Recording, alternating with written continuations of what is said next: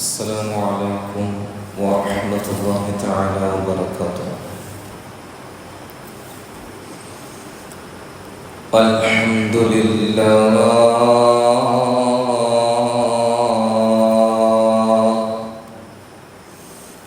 نحمده ونستعينه ونستغفره ونعوذ بالله من شرور أنفسنا ومن سيئات أعمالنا. من يهده الله فلا مضل له ومن يضلله فلا هادي له. وأشهد أن لا إله إلا الله وحده لا شريك له. وأشهد أن سيدنا ومولانا محمدا عبده ورسوله أرسله بالهدى ودين الحق ليظهره على الدين كله ولو كره المشركون.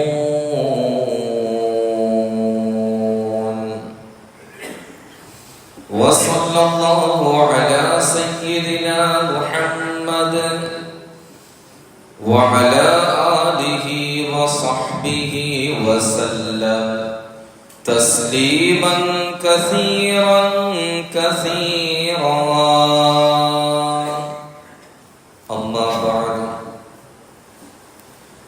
أعوذ بالله من الشيطان الرجيم.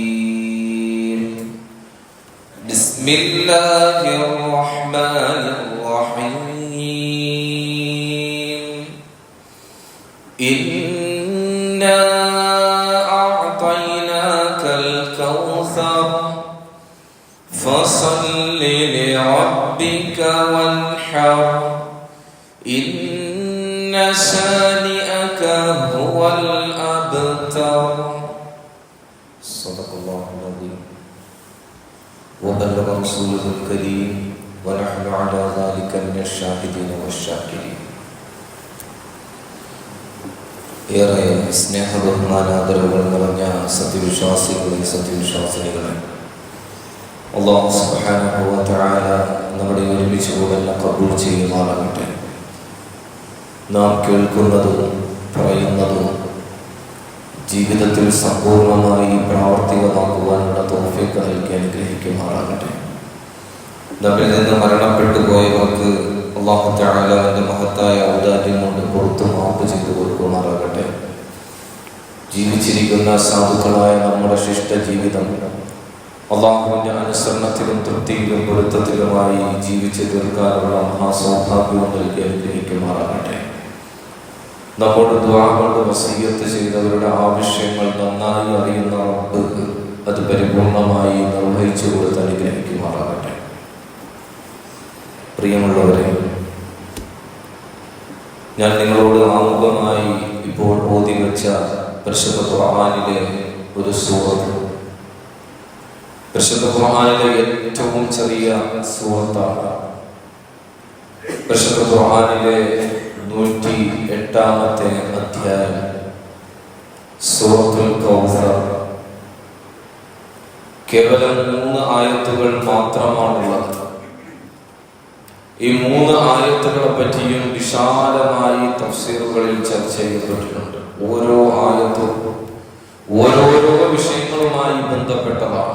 ദീർഘമായ ചർച്ചകൾ ഖുർആനിന്റെ വ്യാഖ്യാതാക്കൾ നടത്തിയിട്ടുണ്ട്. നിരവധി പേജുകൾ അതിനുവേണ്ടി മാറ്റിവെക്കപ്പെട്ടിട്ടുമുണ്ട്. നമ്മുടെ പ്രധാനപ്പെട്ട ഇന്നത്തെ വിഷയം ഈ സൂറത്തിലെ 2-ാമത്തെ ആയത്താണ്. ഫസല്ലി ലിറബ്ബിക വൻഹർ. ആദരവായ റസൂലുള്ളാഹി സ്വല്ലല്ലാഹു അലൈഹി വസല്ലമ തങ്ങളോട് അല്ലാഹു കൽപ്പിക്കുകയാണ് 2 വിഷയങ്ങൾ. ഒന്ന്, ഫസല്ലി ലിറബ്ബിക, താങ്കളുടെ രക്ഷിതാവിന് വേണ്ടി താങ്കൾ നമസ്കാരം കൃത്യമായി നിർവഹിക്കുക. അതോടൊപ്പം തന്നെ വൻഹർ, താങ്കൾ ആ പടച്ചവന് വേണ്ടി ബലി അർപ്പിക്കുകയും ചെയ്യുക. നോക്കൂ സഹോദരങ്ങളെ, നമസ്കാരം, ബലികർമ്മം, ഇത് തമ്മിൽ എന്താണ് ബന്ധം? ഇത് തമ്മിൽ എങ്ങനെയാണ് ബന്ധപ്പെട്ടിരിക്കുന്നത്? വളരെ വലിയ ഒരു ബന്ധം ഈ നമസ്കാരവും ഈ ബലികർമ്മവുമായി ഉണ്ട്. നമസ്കാരത്തെ പറ്റി നമ്മൾ മുൻകഴിഞ്ഞ ജുമുഅ പ്രസംഗങ്ങളിലൊക്കെ സംസാരിച്ചിട്ടുണ്ട്. അഫ്ദലുൽ ഇബാദത്തുൽ ബദനിയ, ശരീരം കൊണ്ട് ചെയ്യുന്ന ഇബാദത്തുകളിൽ ഏറ്റവും ശ്രേഷ്ഠമായത് അത് നമസ്കാരമാണ്. രണ്ടാമതായി പറയുന്ന വിഷയം അത് ബലികർമ്മമാണ്. ബലികർമ്മം എന്ന് പറയുന്നത് അത് ഒരു മനുഷ്യന്റെ ശരീരവുമായിട്ടാണോ ബന്ധപ്പെട്ടിരിക്കുന്നത്, അതല്ല സമ്പത്തുമായിട്ടാണോ ബന്ധപ്പെട്ടിരിക്കുന്നത്? ഏതുമായിട്ടാണ് ബന്ധപ്പെട്ടിരിക്കുന്നത്? സമ്പത്തുമായിട്ടാണ് ബന്ധപ്പെട്ടിരിക്കുന്നത് ബലികർമ്മം എന്ന് പറയുന്നത്. നോക്കൂ സഹോദരങ്ങളെ, നമസ്കാരം കൃത്യമായി നിർവഹിക്കുക എന്ന് പറയുന്നത് വളരെ പ്രതിഫലാർഹമാണ്, നിർബന്ധമായ വിഷയമാണ്. പക്ഷേ മനുഷ്യരെ സംബന്ധിച്ചിടത്തോളം ബഹുഭൂരിപക്ഷം വരുന്ന മുസ്ലിമീങ്ങളും വിസ്മരിക്കുന്ന ഒരു വിഷയമാണ് സാമ്പത്തികമായിട്ടുള്ള ഇബാദത്തുകൾ എന്ന് പറയുന്നത്. നമസ്കരിക്കുവാൻ നമുക്ക് പ്രത്യേകിച്ച് പൈസ ചിലവാക്കേണ്ടുന്ന ആവശ്യമില്ല. നമസ്കരിക്കാൻ മനസ്സുണ്ടായാൽ മതി, താല്പര്യമുണ്ടായാൽ മതി, അതിനുള്ള ആരോഗ്യം ഉണ്ടായാൽ മതി. നമസ്കാരം നമുക്ക് കൃത്യമായി നിർവഹിക്കാം. അതിന് ഒരു രൂപയുടെ ചിലവ് പോലും ഇല്ല. പക്ഷേ സാമ്പത്തികമായ ഇബാദത്തുകൾ, അത് നിർബന്ധമായതാണെങ്കിലും സുന്നത്തായതാണെങ്കിലും അതിന് ഒരല്പം പൈസ ചിലവാക്കേണ്ടുന്ന കാര്യമാണ്. അതുകൊണ്ട് തന്നെ നമ്മളൊക്കെ ആ വിഷയത്തിൽ അല്പം പുറകോട്ടാണ്. സക്കാത്തിന്റെ വിഷയത്തിൽ നമ്മൾ പുറകോട്ടാണ്, സ്വതക്കയുടെ വിഷയത്തിൽ നമ്മൾ പുറകോട്ടാണ്, ഹദിയയുടെ വിഷയത്തിൽ നമ്മൾ പുറകോട്ടാണ്. കാരണം അതുമായി ബന്ധപ്പെടണമെങ്കിൽ നമസ്കാരം പോലെയല്ല, അല്പം കാശ് ആ വിഷയത്തിൽ ഇറക്കേണ്ടുന്ന ആവശ്യമുണ്ട്. അതുകൊണ്ട് സാമ്പത്തികമായ ഇബാദത്തുകളിൽ നമ്മൾ പുറകിലേക്കാണ്. അതുകൊണ്ടാണ് ഈ രണ്ട് വിഷയങ്ങളും അല്ലാഹു തആല അടിവരയിട്ട് പറയുന്നത്. നമസ്കാരം ശരീരം കൊണ്ട് ചെയ്യുന്ന ഇബാദത്തുകളിൽ ഏറ്റവും ശ്രേഷ്ഠമാണ്. അതിനോട് അനുബന്ധമായി തന്നെ സാമ്പത്തികമായ ഇബാദത്തുകളിൽ വളരെ പ്രാധാന്യമുള്ള ഒരു വിഷയമാണ് ബലികർമ്മം എന്ന് പറയുന്നത്. ആ ബലികർമ്മങ്ങളിൽ ഏറ്റവും പവിത്രതയുള്ളതും പുണ്യതയുള്ളതുമാണ് ഉദ്ഹിയ്യത്ത് എന്ന് പറയുന്നത്. ബലികർമ്മങ്ങളെ മുഴുവനും പരിശോധിക്കുമ്പോൾ ഏറ്റവും ശ്രേഷ്ഠമായ കർമ്മം ബലികർമ്മങ്ങളിൽ അത് ഉദ്ഹിയ്യത്താണ്. അതുകൊണ്ട് തന്നെ ആദരവായ റസൂലുള്ളാഹി സ്വല്ലല്ലാഹു അലൈഹി വസല്ലമ തങ്ങൾ ആ ഉദ്ഹിയ്യത്ത് ശരീഅത്തിന്റെ ഭാഗമായി മദീനയിൽ നിശ്ചയിക്കപ്പെട്ട തുടക്കം മുതൽ 10 വർഷം വരെയും കൃത്യമായി അവിടുന്ന് ഉദ്ഹിയ്യത്ത് അറുത്തിരുന്നു എന്ന് സഹാബാക്കളിൽ നിന്ന് ചരിത്രം സാക്ഷിയാണ്. വളരെ പ്രാധാന്യത്തോടു കൂടി അവിടുന്ന് അത് നിർവഹിച്ചു. എന്തുകൊണ്ടാണ് സഹോദരങ്ങളെ ഉദ്ഹിയ്യത്തിന് ഇത്രത്തോളം പ്രാധാന്യം എന്ന് പറയുന്നത്? എന്താണ് അതിന്റെ ശ്രേഷ്ഠത? ആദരവായ റസൂലുള്ളാഹി സ്വല്ലല്ലാഹു അലൈഹി വസല്ലമ തങ്ങൾ അത് ശരീഅത്തിന്റെ ഭാഗമായത് മുതൽ തുടർച്ചയായി 10 വർഷം, ഒരു വർഷം പോലും അത് മാറ്റിവെക്കാതെ കൃത്യമായി എല്ലാ വർഷവും നിർവഹിച്ചു വന്നു എങ്കിൽ അതിന്റെ ശ്രേഷ്ഠത, അതിന്റെ പ്രാധാന്യം എന്ന് പറയുന്നത് വളരെ വലുതാണ്. കാരണം ഈ കർമ്മം ചെയ്യുന്നത് ആരാണ്? ഈ കർമ്മം ചെയ്യുന്നത് ദരിദ്രരായ ഒരു പ്രവാചകരാണ് സല്ലല്ലാഹു അലൈഹി വസല്ലം. അവിടുന്നാണ് അന്ന് ഏറ്റവും കൂടുതൽ മൂല്യമുള്ള ആടുകളെയും ഒട്ടകങ്ങളെയും ബലി കൊടുക്കുന്നത്. അതുകൊണ്ട് തന്നെ അതിന് വലിയ പ്രാധാന്യവുമുണ്ട്. എന്താണ് ഉദ്ഹിയ്യത്തിന്റെ ശ്രേഷ്ഠത? അവിടുന്ന് നമുക്ക് പഠിപ്പിച്ചു തരുന്നുണ്ട്. മാ അമില ആദമിയ്യുൻ മിൻ അമലി യൗമൻ നഹർ, നഹറിന്റെ ദിവസം അഥവാ വലിയ പെരുന്നാളിന്റെ ദിവസം ഒരു ആദം സന്തതിയും ഇത്രത്തോളം വലിയ ഒരു ഇബാദത്തുമായി ബന്ധപ്പെടുന്നില്ല. എത്തരത്തിലുള്ള ഇബാദത്താണ്? അഹബ്ബ ഇലല്ലാഹ്, അല്ലാഹുവിന് ഏറ്റവും പ്രിയങ്കരമായ, പടച്ചതമ്പുരാന് വലിയ പെരുന്നാളിന്റെ ദിവസം ഏറ്റവും പ്രിയങ്കരമായ ഇത്രത്തോളം വലിയ ഒരു അമലുമായി മനുഷ്യൻ ബന്ധപ്പെടുന്നില്ല. അതെന്താണ്? ബിൽ ഇഹ്റാഖിദ്ദം, ബലിമൃഗത്തിന്റെ രക്തമൊഴുക്കുക എന്ന് പറയുന്നത്. അതിനേക്കാളും ശ്രേഷ്ഠമായ ഒരു ഇബാദത്തില്ല. എന്ന് മാത്രമല്ല, ഇന്നഹാ ലതഅതി യൗമൽ ഖിയാമത്തി ഖിയാമത്ത് നാളിൽ ഈ അറക്കപ്പെട്ട മൃഗം ഹാജരാക്കപ്പെടുന്നതാണ്. ബിഖുറൂനിക, അവകളുടെ കൊമ്പുകളും കൊണ്ട്, വഅസ്ആരിക, അവിടുന്ന് ആ മൃഗങ്ങളുടെ ഓരോ രോമങ്ങളുമായി, വഅദ്ലാഫിക, അതിന്റെ കുളമ്പുകളുമായി. മനുഷ്യൻ ഉപയോഗിക്കാത്ത മൃഗങ്ങളുടെ ബോഡി വേസ്റ്റായി തള്ളുന്ന ഒരു ഉപയോഗവുമില്ലാത്ത കാര്യങ്ങളാണ് അതിന്റെ കൊമ്പുകൾ, അതിന്റെ രോമങ്ങൾ, അതിന്റെ കുളമ്പുകൾ. പക്ഷേ അതുപോലും നാളെ ഖിയാമത്ത് നാളിൽ അല്ലാഹുവിന്റെ മുന്നിൽ ഹാജരാക്കപ്പെടുന്നതാണ്. وَإِنَّ الدَّمَ لَيَقَعُ مِنَ اللَّهِ بِمَكَانٍ قَبْلَ أَن يَقَعَ مِنَ الْأَرْضِ. ഭൂമി ലോകത്തെ, ഈ ഭൂമിയുടെ തൊലിപ്പുറത്തെ ആ ബലിമൃഗത്തിന്റെ ആദ്യത്തെ തുള്ളി രക്തം വീഴുന്നതിന് മുമ്പായി പടച്ചവന്റെ അടുക്കൽ അത് സ്ഥാനം കരസ്ഥമാക്കുന്നതാണ്. അല്ലാഹുവിന്റെ അടുക്കൽ അതിന്റെ പ്രതിഫലം സ്ഥിരപ്പെടുന്നതാണ്. അതുകൊണ്ട് നല്ല മനസ്സോടുകൂടി നിങ്ങൾ അതിനെ നിർവഹിക്കുക. നല്ല മനസ്സോടുകൂടി, സമ്മർദ്ദങ്ങളില്ലാതെ, വലിയ പ്രേരണകളില്ലാതെ നിങ്ങൾ നല്ല മനസ്സോടുകൂടി ഇതിന്റെ പ്രാധാന്യം മനസ്സിലാക്കിക്കൊണ്ട് നിങ്ങൾ ഈ കർമ്മവുമായി ബന്ധപ്പെടിൻ. നിങ്ങൾ നിസാരമായി കാണുന്ന വസ്തുക്കൾക്ക് പോലും പടച്ചവന്റെ അടുക്കൽ വലിയ പ്രാധാന്യമുണ്ട്, ശ്രേഷ്ഠതയുണ്ട് എന്ന് ആദരവായ റസൂലുള്ളാഹി സ്വല്ലല്ലാഹു അലൈഹി വസല്ലം തങ്ങൾ പഠിപ്പിക്കുന്നുണ്ട്. നോക്കൂ സഹോദരങ്ങളെ, ഉദ്ഹിയ്യത്ത് എന്ന് പറയുന്നത് അത് പ്രതിഫലങ്ങളിൽ മാത്രം ഒതുങ്ങുന്ന ഒരു വിഷയമല്ല. മാത്രമല്ല ഭൗതികമായി തന്നെ ബലികർമ്മത്തിൽ കാരുണ്യമുണ്ട്, സഹായമുണ്ട്. സാധുക്കളായ മനുഷ്യന്മാരെ സഹായിക്കലാണ്, അല്ലെ? ഓരോ വർഷവും സൗദി ഗവൺമെന്റ് ഹജ്ജിന്റെ ഭാഗമായി ഹാജിമാർക്ക് വേണ്ടി മൃഗത്തെ അറക്കപ്പെടുമ്പോൾ ഓരോ വർഷവും ദരിദ്ര രാജ്യങ്ങൾ കാത്തിരിക്കുകയാണ്. ടൺ കണക്കിന് ആഹാരങ്ങളാണ്, ഇറച്ചികളാണ് ദരിദ്ര രാജ്യങ്ങളിലേക്ക് സൗദി ഗവൺമെന്റ് കയറ്റി അയക്കുന്നത്. ഒരു കഷ്ണം ഇറച്ചി പോലും പാഴാക്കാതെ കൃത്യമായ ഉത്തരവാദിത്വത്തോടുകൂടി ഗവൺമെന്റ് അത് പാലിച്ചു വരുന്നുണ്ട്. ഇത്തരത്തിൽ ഓരോ നാടുകളിലും പ്രാദേശികമായ സ്ഥലങ്ങളിലും പാവങ്ങൾ, സാധുക്കളായ മനുഷ്യർ പെരുന്നാളിന്റെ ദിവസങ്ങളിൽ സന്തോഷപൂർവ്വം കുടുംബവുമായി നല്ല നിലയിൽ അവർ ഭക്ഷണം പാചകം ചെയ്ത് കഴിക്കണം. അതുകൊണ്ട് തന്നെ ഈ ബലികർമ്മം വലിയ പ്രാധാന്യമുള്ളതാണ്. അത് സാധുക്കളെ, ദരിദ്രനെ സഹായിക്കലാണ്.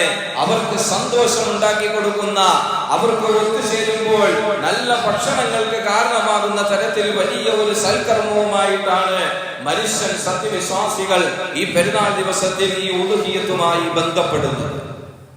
മനുഷ്യൻ മിശ്രഭുക്കാണ്. മനുഷ്യൻ എന്ന് പറയുന്നത് മിശ്രഭുക്കാണ്.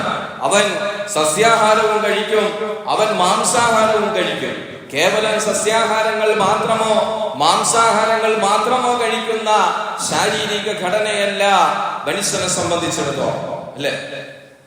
സസ്യഭുക്കുകളെ നോക്കിയാൽ, നാൽക്കാലികളെ പരിശോധിച്ചു നോക്കിയാൽ അവകളുടെ പല്ല്, അവകളുടെ ദഹന വ്യവസ്ഥ എന്ന് പറയുന്നത് അത് സസ്യാഹാരത്തെ ദഹിപ്പിക്കുവാനുള്ളതാണ്. അവകളുടെ പല്ലുകൾ പരന്ന രീതിയിലാണ്. സസ്യഭുക്കുകളായ മൃഗങ്ങൾക്ക് കോമ്പല്ലുകൾ ഉണ്ടാകാറില്ല. അവർ സസ്യാഹാരം ചവച്ചരച്ച് കഴിക്കുന്നതിന് കോമ്പല്ല് അവർക്ക് തടസ്സമാണ്. എന്നാൽ മാംസഭോജികളായ മൃഗങ്ങളിലേക്ക്, വന്യമൃഗങ്ങളിലേക്ക് കടന്നു വരുമ്പോൾ അവരുടെ അണപ്പല്ലുകൾ പോലും കൂർത്ത നിലയിലാണ്. കാരണം അവർ കഴിക്കുന്ന ആഹാരങ്ങൾ, അവരുടെ പ്രാഥമികമായ ദഹന വ്യവസ്ഥ ആരംഭിക്കുന്നത് അവരുടെ വായുകളിലായതിനാൽ അത്തരത്തിൽ ഭക്ഷണങ്ങളെ ചവച്ചരയ്ക്കുവാൻ പര്യാപ്തമായ പല്ലുകളാണ് മാംസഭോജികളായ മൃഗങ്ങൾക്ക് നൽകിയിരിക്കുന്നത്. പക്ഷേ മനുഷ്യന്റെ പല്ലുകൾ പരിശോധിച്ചു നോക്കിയാൽ മാംസാഹാരവും സസ്യാഹാരവും ഒരുപോലെ ചവച്ചരച്ച് കഴിക്കാൻ പര്യാപ്തമായതാണ്. എന്നാൽ സസ്യഭോജികളായ മൃഗങ്ങളെ പോലെ എന്തും മനുഷ്യനെ, ഏത് സസ്യവും മനുഷ്യനെ ഭക്ഷിക്കാൻ സാധ്യമല്ല. ആടുകൾ ചവയ്ക്കുന്നത് പോലെ പുല്ലുകൾ മനുഷ്യന് കഴിക്കാൻ പറ്റില്ല. അവന്റെ ദഹന വ്യവസ്ഥ പുല്ലുകളെ ദഹിപ്പിക്കുകയില്ല. മാംസഭോജികളായ മൃഗങ്ങൾ പുല്ല് കഴിക്കുമ്പോൾ ഛർദ്ദിക്കുന്നത് പോലെ മനുഷ്യന്റെ ദഹന വ്യവസ്ഥ ഒരിക്കലും നാൽക്കാലികൾ കഴിക്കുന്ന പുല്ലിനെ ദഹിപ്പിക്കാൻ പര്യാപ്തമായതല്ല. അതുകൊണ്ട് തന്നെ എല്ലാ സസ്യങ്ങളും മനുഷ്യന് കഴിക്കാനും സാധ്യമല്ല. എന്ന് മാത്രമല്ല, മനുഷ്യന്റെ ദഹന വ്യവസ്ഥ എന്ന് പറയുന്നത് ഇത്തരത്തിൽ സസ്യങ്ങളെയും മാംസങ്ങളെയും ദഹിപ്പിക്കുവാനുള്ള ഘടനയിലാണ് പടച്ചതമ്പുരാൻ സൃഷ്ടിച്ചിരിക്കുന്നത്. അവന്റെ പാൻക്രിയാസ്, ലിവേഴ്സ്, ട്രിപ്പസസ് എന്ന് തുടങ്ങിയ എൻസൈമുകൾ മാംസാഹാരത്തെ ദഹിപ്പിക്കുവാനായി അവന്റെ ദഹന വ്യവസ്ഥ ഉത്പാദിപ്പിക്കുന്നുണ്ട്. പക്ഷെ ഇത് സസ്യഭോജികളായ മൃഗങ്ങൾക്കില്ല. എന്ത് തന്നെയാണെങ്കിലും ഇത്തരത്തിൽ മനുഷ്യനെ അല്ലാഹു തആല സൃഷ്ടിച്ചിരിക്കുന്നത് സസ്യാഹാരവും മാംസാഹാരവും ഒരുപോലെ പ്രാധാന്യത്തോടു കൂടി കഴിക്കുന്നതിന് വേണ്ടിയിട്ടാണ്. ഇതിന് ഭൂമിശാസ്ത്രപരമായി ചില സവിശേഷതകളുണ്ട്. ഇങ്ങനെ മനുഷ്യനെ ഇത്തരത്തിൽ രണ്ടും ഭക്ഷിക്കുവാൻ പര്യാപ്തനായ നിലയിൽ അല്ലാഹു സൃഷ്ടിച്ചതിന് ഭൂമിശാസ്ത്രപരമായ ചില സവിശേഷതകൾ കൂടിയുണ്ട്. നോക്കൂ സഹോദരങ്ങളെ, 2023 ലേറ്റസ്റ്റ് കണക്ക് പ്രകാരം ഈ ലോകത്ത് ഇന്ന് ജീവിച്ചിരിക്കുന്നത് 806 കോടി 19 ലക്ഷം മനുഷ്യരാണ്. 806 കോടി 19 ലക്ഷം മനുഷ്യരാണ് ഇന്ന് ഈ ഭൂമിയുടെ തൊലിപ്പുറത്ത് ഔദ്യോഗികമായി സ്ഥിരീകരിക്കപ്പെട്ടത്. അതിനപ്പുറം എത്രയോ മനുഷ്യർ ഈ ഭൂമിയിൽ അധിവസിക്കുന്നുണ്ട്, വനങ്ങളിൽ അധിവസിക്കുന്നുണ്ട്, മരുഭൂമികളിൽ അധിവസിക്കുന്നുണ്ട്, ഇത്തരത്തിൽ കണക്കുകളിൽ പെടാത്ത. എന്തു തന്നെയാണെങ്കിലും ഇത്രത്തോളം വരുന്ന ഒരു വലിയ സമൂഹം, മനുഷ്യ സമൂഹം, ഈ മനുഷ്യരെ മുഴുവനും സസ്യഭുക്കുകളായിട്ടാണ് പടച്ചവൻ സൃഷ്ടിച്ചതെങ്കിൽ ഇന്ന് ഈ ഭൂമിയിൽ ഒരു പച്ചപ്പ് പോലും അവശേഷിക്കുകയില്ല. ഒരു പച്ചപ്പ് പോലും ഈ ഭൂമിയിൽ അവശേഷിക്കുകയില്ല. ഇത്രയും മനുഷ്യർ സസ്യഭുക്കുകളായിട്ടാണ് കാലം ഇന്നോളം ജീവിച്ചു വന്നത് എങ്കിൽ, കാരണം ഇന്ന് നിലവിൽ ഇത്രയും മനുഷ്യർക്ക് കഴിക്കുവാൻ 5% പോലും സസ്യങ്ങൾ ഭൂമിയിലില്ല. ഈ മനുഷ്യർ ഇങ്ങനെ കഴിക്കാൻ തുടങ്ങിയാൽ 5% പോലും ഭക്ഷ്യയോഗ്യമായ പച്ചക്കറികൾ ഇന്ന് ഭൂമിയിൽ ഉൽപ്പാദിപ്പിക്കപ്പെടുന്നില്ല. മനുഷ്യനെ മുഴുവനും മാംസഭോജികളായിട്ടായിരുന്നു പടച്ചവൻ സൃഷ്ടിച്ചതെങ്കിൽ ഇന്ന് ഈ ലോകത്ത് ഏതെങ്കിലും ഭക്ഷ്യയോഗ്യമായ ഒരു മൃഗം ഇന്ന് ഈ ഭൂമിയിൽ ജീവിച്ചിരിക്കുമോ? മനുഷ്യനെ സസ്യാഹാരം കഴിക്കാൻ മനുഷ്യന് ഒരു വിധത്തിലും സാധിക്കാതെ വന്നാൽ ഈ ഭൂമി ലോകത്തെ ഭക്ഷ്യയോഗ്യമായ മൃഗങ്ങളിൽ നിന്ന് മാറി പാമ്പിനെയും തേളുകളെയും പന്നിയെയും നായയെയും വരെ കഴിക്കുവാൻ മനുഷ്യൻ നിർബന്ധിതനായി പോകുന്ന ഒരവസ്ഥയുണ്ടാകുമായിരുന്നു. മനുഷ്യേതര ജീവികൾ ഭൂമിയിൽ നിന്ന് അപ്രത്യക്ഷമായി പോകുന്ന ഒരവസ്ഥയുണ്ടാകുമായിരുന്നു. അതുകൊണ്ട് തന്നെ ഭൂമിശാസ്ത്രപരമായി മനുഷ്യൻ ഇത് രണ്ടും കഴിക്കണം. നമ്മുടെ നാടുകളിൽ സുലഭമായി മഴ ലഭിക്കാറുണ്ട്. അതുകൊണ്ട് തന്നെ കാർഷിക വിളകൾ ഉൽപ്പാദിപ്പിക്കപ്പെടാറുണ്ട്. പക്ഷേ നമ്മൾ ആഫ്രിക്കൻ ഭൂഖണ്ഡത്തിലേക്ക് പോകുമ്പോൾ അവിടെ പ്രവിശാലമായ മരുഭൂമികളാണ്. അവിടെ ഇത്തരത്തിൽ കാർഷിക ഉൽപ്പന്നങ്ങൾ കൃഷി ചെയ്ത് ഉൽപ്പാദിപ്പിക്കാൻ സാധ്യമല്ല. അവർ എപ്പോഴും കൂടുതലായി അവലംബിക്കുന്നത് മാംസാഹാരത്തെയാണ്. അതുകൊണ്ട് മനുഷ്യനെ സംബന്ധിച്ചിടത്തോളം ഈ രണ്ട് നിലയിലും മനുഷ്യനെ ആഹാരം കഴിക്കുവാനും ജീവിക്കുവാനുമുള്ള കഴിവ് പടച്ചതമ്പുരാൻ നൽകിയിട്ടുണ്ട്. അതുകൊണ്ട് തന്നെ മാംസാഹാരം എന്ന് പറയുന്നത് പരിശുദ്ധമായ ദീനുൽ ഇസ്ലാം തുടങ്ങി വെച്ച ഒരു സമ്പ്രദായവുമല്ല. പലരും ധരിച്ചിരിക്കുന്നത് ആദരവായ റസൂലുള്ളാഹി സ്വല്ലല്ലാഹു അലൈഹി വസല്ലം തങ്ങൾ ലോകത്തിന് പരിചയപ്പെടുത്തി കൊടുത്ത പുതിയ ഒരു സമ്പ്രദായമാണെന്നാണ്. ഭക്ഷ്യയോഗ്യമായ മൃഗങ്ങളെ അറുത്തു ഭക്ഷിക്കുക എന്ന് പറയുന്നത് അവിടുന്ന് തുടങ്ങി വെച്ച ഒരു സമ്പ്രദായം പോലെയാണ് ചിലരൊക്കെ മനസ്സിലാക്കിയിരിക്കുന്നത്. അങ്ങനെയല്ല.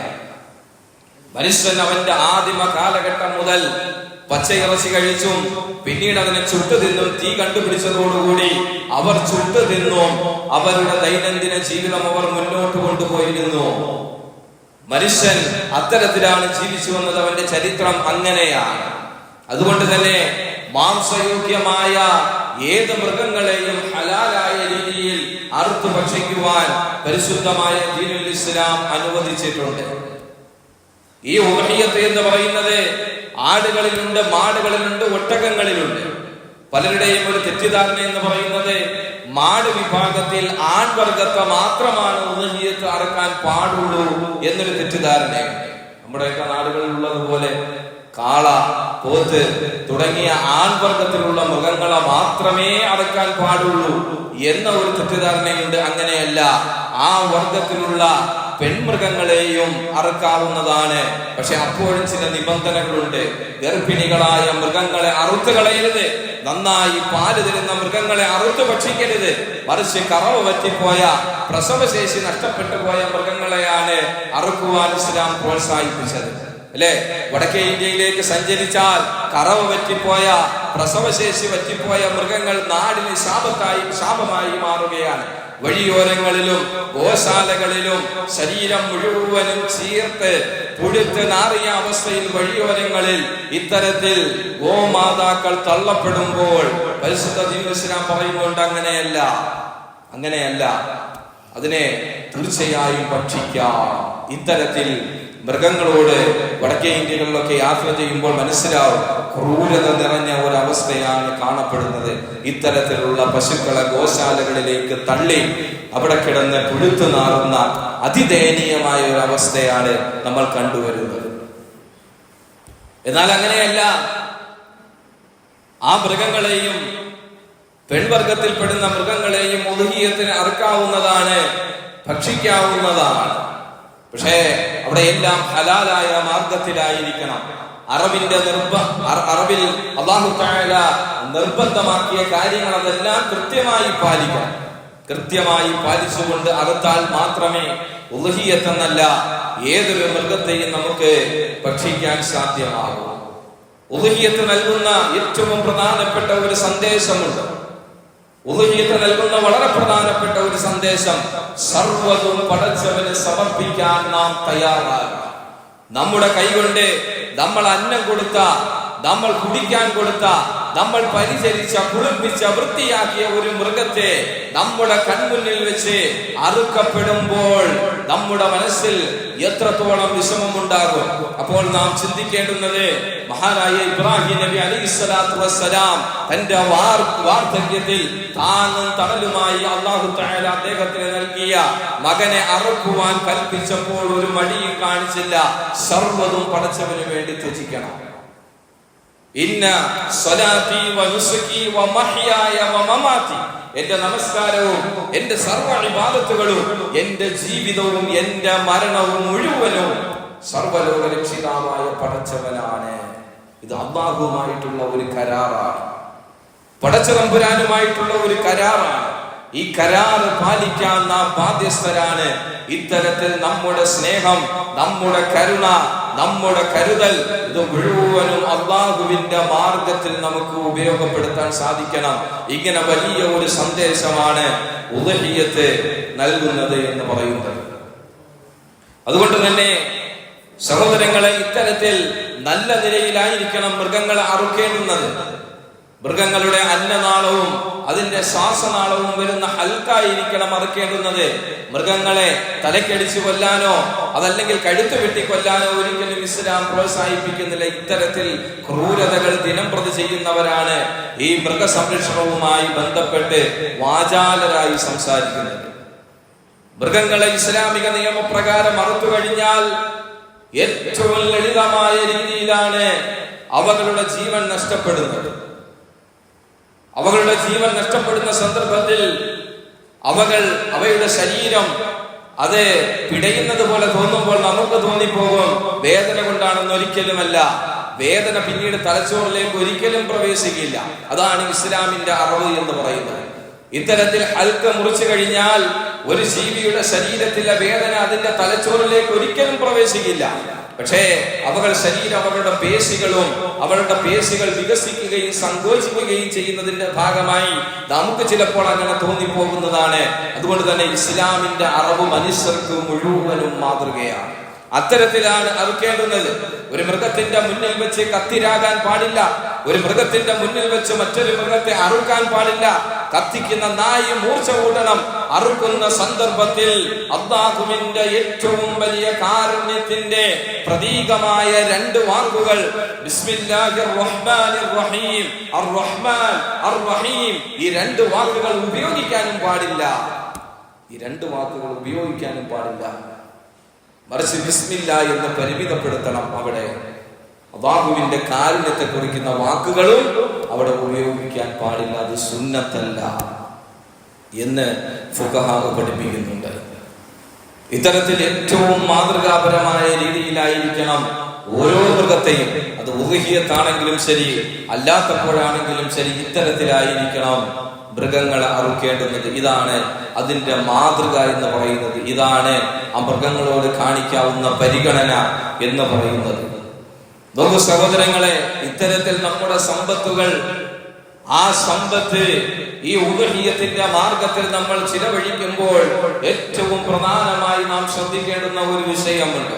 ഇത്രത്തോളം ഉദ്ഹിയത്തിന്റെ പ്രാധാന്യം ഹദീസുകളുടെ വെളിച്ചത്തിൽ, ഖുർആനിന്റെ വെളിച്ചത്തിൽ, ചരിത്രത്തിന്റെ വെളിച്ചത്തിൽ നമ്മൾ സംസാരിക്കുമ്പോൾ നാം മറന്നു പോകാൻ പാടില്ല ഈ ഉദ്ഹിയത്തിന്റെ അന്തസത്ത, അതിന്റെ ആത്മാവ്, അതിന്റെ പ്രതിഫലം.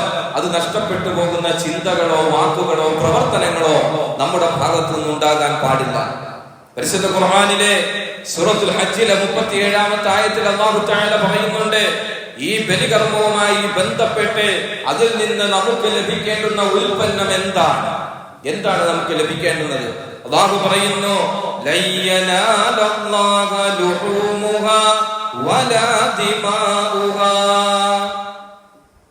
അല്ലാഹുവിന്റെ അടുക്കൽ അതിന്റെ മാംസങ്ങളോ അതിന്റെ രക്തത്തുള്ളികളോ അല്ലാഹുവിന്റെ അടുക്കൽ എത്തുന്ന പ്രശ്നമേ ഇല്ല. അതെല്ലാം നിങ്ങൾക്കുള്ളതാണ്. അത് നിങ്ങൾക്കുള്ളതാണ്. പടച്ചവന്റെ പേര് പറഞ്ഞ് ഒരല്പ ഭക്ഷണം മാറ്റിവെക്കുക, ഈ സമ്പ്രദായം ഇസ്ലാമിലില്ല. അല്ലെ? ചിലരങ്ങനെ ചെയ്യാറില്ലേ? ചില വിശ്വാസത്തിന്റെ ഭാഗങ്ങളാണ്.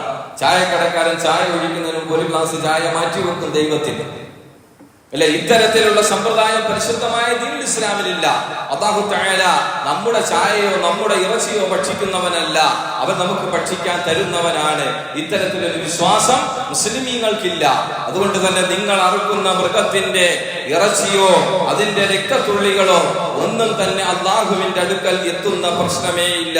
പക്ഷേ അല്ലാഹു പരിഗണിക്കുന്ന ഒരേ ഒരു വിഷയം, വലാകിൻ യനാലുഹു തഖ്വാ മിൻകും, നിങ്ങളിൽ നിന്നുള്ള സൂക്ഷ്മത. ഈ പറഞ്ഞ നിബന്ധനകൾ പാലിച്ചുകൊണ്ട് ആണോ നിങ്ങൾ ഉദ്ഹിയത്തുമായി ബന്ധപ്പെട്ടത്? നിങ്ങളുടെ നിയ്യത്ത് ഇത്തരത്തിൽ പടച്ച തമ്പുരാന് വേണ്ടി സർവ്വതും സമർപ്പിക്കുക എന്ന ചിന്താഗതിയാണോ നിങ്ങളെ ഈ ഉദ്ഹിയത്തിന് പ്രേരിപ്പിച്ചത്?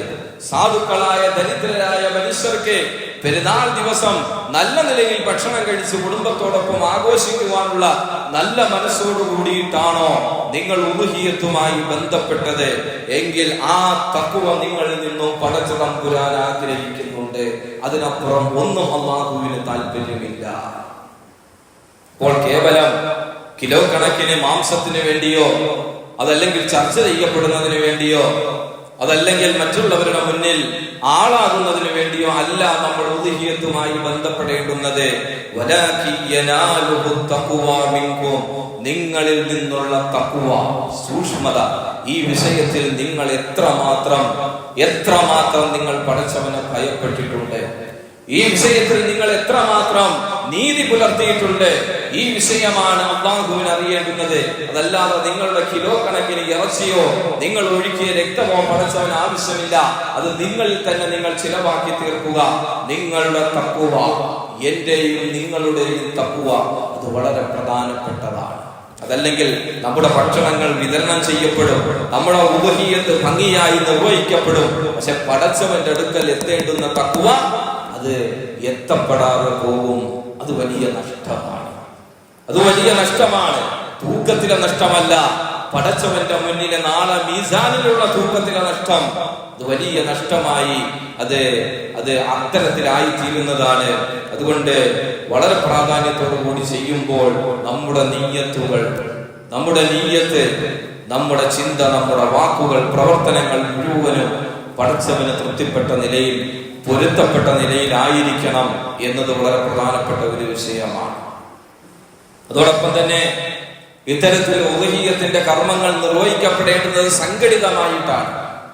ഒറ്റയ്ക്കൊറ്റയ്ക്ക് ചെയ്യുന്നതിനേക്കാൾ കൂടുതലായി ഒരു മഹല്ല്, ആ മഹല്ലിലെ നല്ലവരായ ജനങ്ങൾ ഒരുമിച്ച് കൂടി ഐക്യത്തോടുകൂടി ഗുണകാംക്ഷയോടുകൂടിയിട്ടാണ് ഉദ്ഹിയത്തിന്റെ കർമ്മങ്ങൾ നിർവഹിക്കപ്പെടേണ്ടുന്നത്. ആദരവായ റസൂലുള്ളാഹി സ്വല്ലല്ലാഹു അലൈഹി വസല്ലം തങ്ങൾ അത്തരത്തിൽ മുന്നിൽ നിന്ന് നേതൃത്വം കൊടുത്ത് സംഘടിതമായിട്ടായിരുന്നു ഉദ്ഹിയത്ത് നിർവഹിച്ചിരുന്നത്. ഒറ്റയ്ക്ക് നിർവഹിക്കുന്നത് കൊണ്ട് പ്രശ്നമില്ല. പക്ഷേ എപ്പോഴും ഐക്യത്തോടുകൂടി ഇത്തരത്തിലുള്ള കർമ്മങ്ങളുമായി ബന്ധപ്പെടേണ്ടുന്നത് ഇന്നത്തെ നമ്മുടെ രാജ്യത്തിന്റെ ഈ ഒരു കാലഘട്ടത്തിൽ ഇത്തരത്തിലൊരു ഐക്യം നമ്മുടെ ഭാഗത്തു നിന്ന് ഉണ്ടാകേണ്ടുന്ന ഒരു അത്യാവശ്യ ഘട്ടം കൂടിയിട്ടാണ്.